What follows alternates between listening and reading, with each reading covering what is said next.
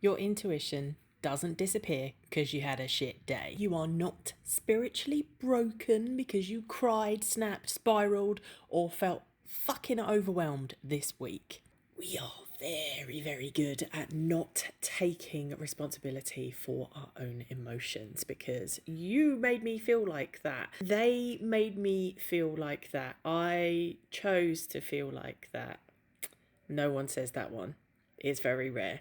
I even catch myself sometimes. My husband does the same thing, tells me the same thing when he's like, girl, I didn't make you do anything.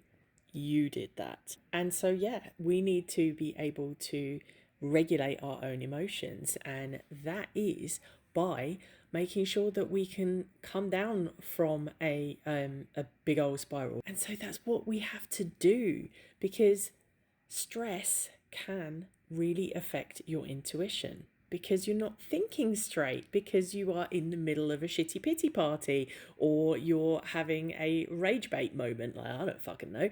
There's like all manner of overthinking. There's all manner of like feeling burnt out. And then the classic anxiety, which lies to you, by the way. They are human emotions. Intuition doesn't need perfection because perfection doesn't exist. And also, anybody who ever talks about being high vibe all the time, they're absolute bullshitters. That's not proper life. Okay, it's not proper life. There are always going to be messy days. I have messy days all the fucking time. I have fibro flares more often than I'd like to admit. They really affect my energy, okay? I get emotional exhaustion.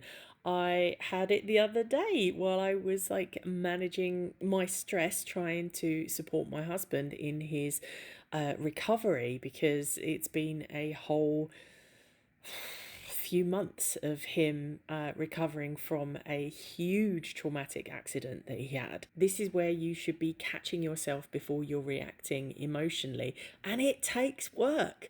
This isn't something that is quick and simple. It takes work, all right? But you can still be intuitive during like difficult, stressful periods. You don't necessarily need to throw your intuition out the window because you are having a fucking hard time. You need to learn to trust yourself even when you are emotional, because your intuition and you, it's a relationship. And relationships don't disappear during hard moments, do they? So stress generally tends to make things a bit noisier, but it doesn't remove your inner knowing completely, all right? You're not throwing it, what's that saying? You're not throwing the baby out with the bathwater, okay? Which is a really fucking savage saying, is it not?